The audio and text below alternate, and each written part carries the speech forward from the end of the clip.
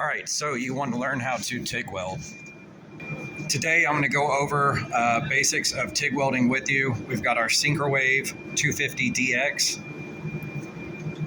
We've got our power switch, so to turn it on, let's lift it up. And I want to show you a couple things. Right now it's at alternating current, and I use this for aluminum because I've been welding a lot of aluminum. More than likely you're not going to be using this. So the first thing you want to do is turn it on. You want to make sure that it's DC negative. And the only thing that changed up here is it moved from high frequency continuous to high frequency start. So let's look at the buttons that we've got going on here. These are optional. They don't even work, so don't worry about those. Process.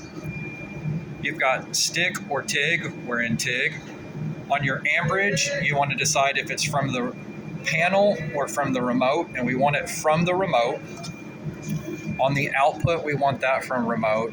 And then over here, since we're welding steel on DC negative, I want it on high frequency start. Do not run it on high frequency continuous because that's only for aluminum. All right, so we're back at high frequency start. And then if we're welding 1/4 inch plate, I want to set this amperage dial to 120.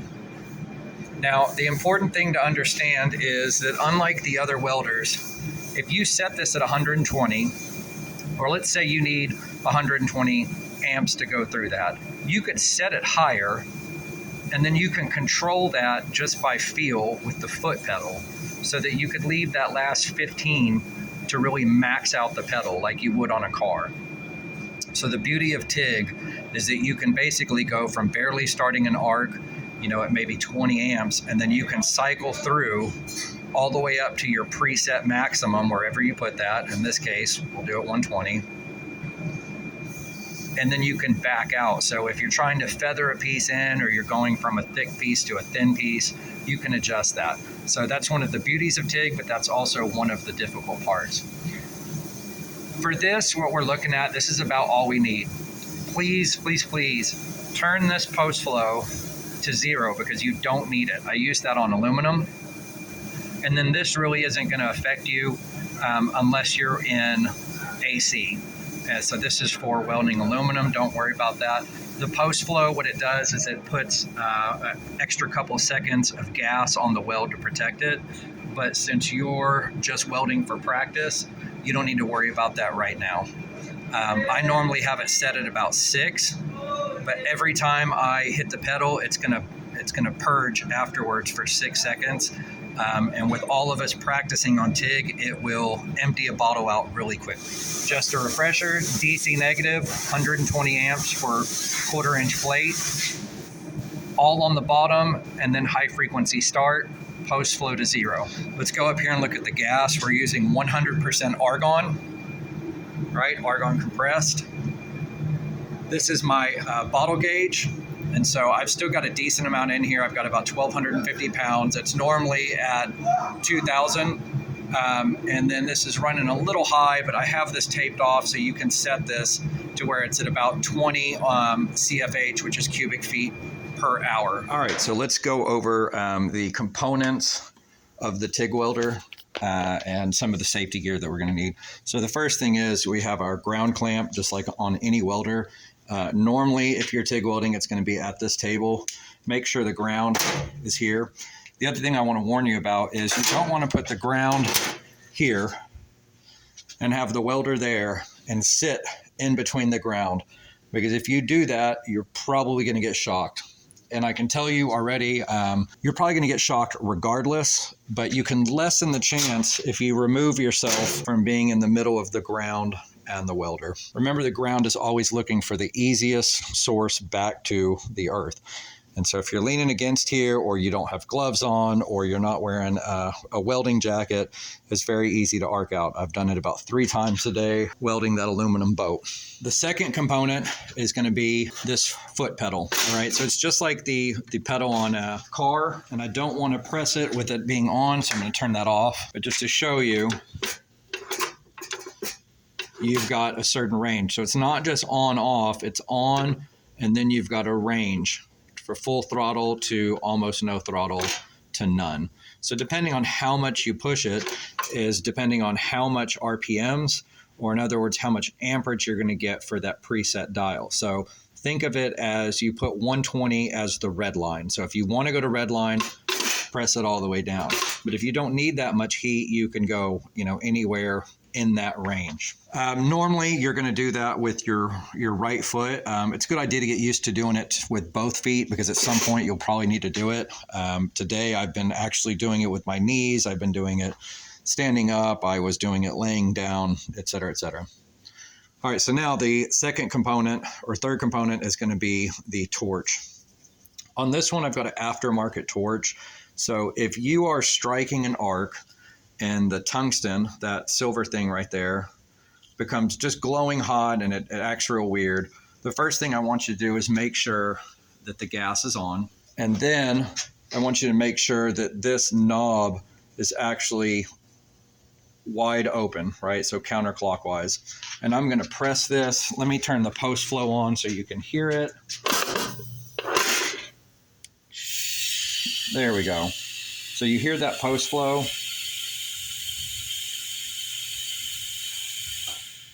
And then it stopped. All right, I'll do that one more time.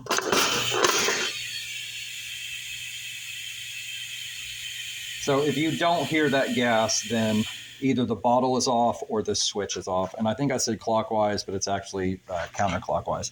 So I'm going to go over and turn the post flow back down to 0. And you'll notice it'll make the sound, but it'll stop as soon as I let off. So let's go over the pieces of this gun, the torch. This is the torch. This is the backing cap. This is the cup.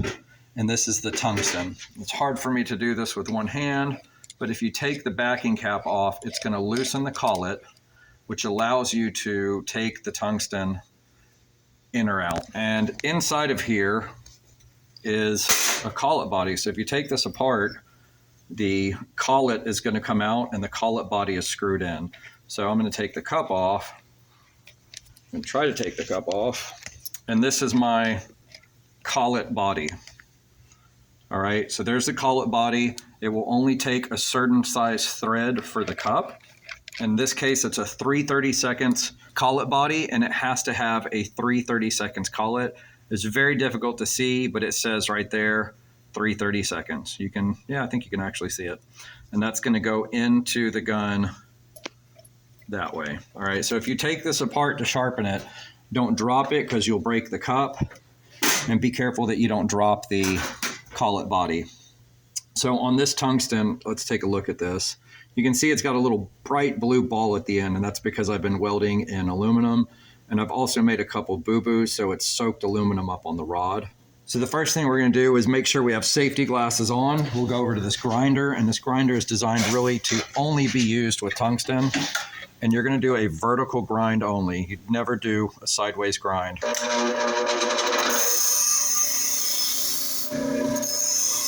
So I'm looking for a longer cone, not a shorter cone. And this will get very hot. Make sure you have glasses on because I've had these get caught, fly out, and actually stab me in the chest through a leather jacket. You can imagine if it hit your eyes. So let's see if we can look at this cone. Hard to see, but it's a longer cone. You want it very sharp like that for welding steel. And I actually do that with aluminum too.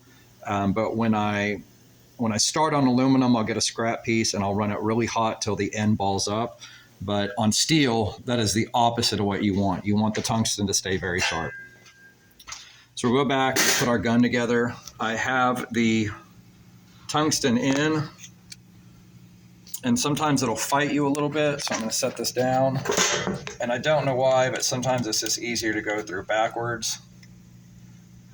I'm going to put my backing cap on. And while we're here, I want to show you that the end of this tungsten is painted gray right where my finger is. And that means that I'm using 2% seriated tungsten. So I'm going to tighten this, but I'm also paying attention to how much this sticks out. And how much this sticks out is called the stick out. So that stick out needs to be about 1/4 inch. And you need to make sure you're using the right tungsten.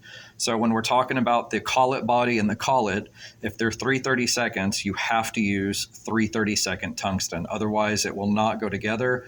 So either it'll be too big and it won't fit, or it'll be too small, and when you tighten the backing cap down, you're not going to be able to get the collet body to lock the tungsten and it will fall out. Okay, so back to the stick out, you can see how much I've got this sticking out. It's about 1/4 inch, and you can see the sharp tip there really well.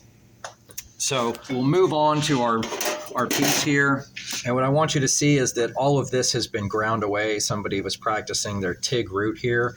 When you start out, I don't want you to do that. I just want you to get a piece of steel, and you can see somebody ground off the mill scale, which is this gray stuff. It's really important that you understand this, because this mill scale is like oxides from when the metal was made and it was glowing red hot. It sucks in impurities from the air and it makes like a protective shield. To burn through this, it takes about 3,000 degrees, and steel melts at 1,800. So if you're trying to burn through this, you're pumping way more heat in than you need just to burn this away. So think of TIG as being like a princess. It's very spoiled. It's very picky. What I want you to do every time is make sure that this work surface is clean. Clean it with a grinder. So no mill scale. And then I promise you your welds will come out instantaneously better. Now, the next thing we're going to do is we'll talk about holding the gun, so you can see what I've got here. It's very important that nothing touches the tungsten. Now, with the machine off, or with the machine on and the pedal not started, you can touch the tungsten. But once that foot pedal is on, you cannot touch the tungsten. And here's what's going to happen. You're going to touch the steel, and it's going to dull out that tip. You can be lazy and you can keep going because you don't want to stop, but it's going to affect the quality of the weld. So you're going to spend more time sitting at that grinder the first 2 weeks than you are sitting at the table or the chair welding. And that's okay. That's the way it's supposed to go. If you want to get good at this, you need to learn the right habits the first time around. As we're looking, you can see I've got about a 10-degree travel angle, just like on our other welding processes. And I've got the work angle straight up, right? It can be tilted a little bit, but we're looking for 90 degrees, plus 10 or minus 10 either way. So same exact thing as the other processes, especially the MIG. And then we're looking for the arc length. So I want to put that tungsten very close. I don't want it to touch. So if I can keep it about 1/8 of an inch away, that's going to be perfect. I'm going to get some good quality welds. When you start off, I don't want you to worry about the rod. All I want you to do is just make straight lines. Don't try to walk the cup. Don't try to do cursive or anything like that. Baby steps. I promise you, if you follow me this way, you will become a really good TIG welder. Just do what I say. Trust me. Learn how to walk, then you can run. So what I want you to do is clean your metal, make sure it's grounded, and then come down about 1/2 inch, right? Don't go all the way up at the top. Come down about 1/2 inch and just practice making a straight line. And then practice making another straight line. And then practice making another straight line. And I want those lines to connect, just like we've talked about when we're doing our weld coupons. I don't want any space between them.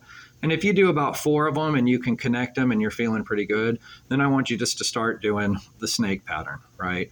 Just start working it where it coils on itself.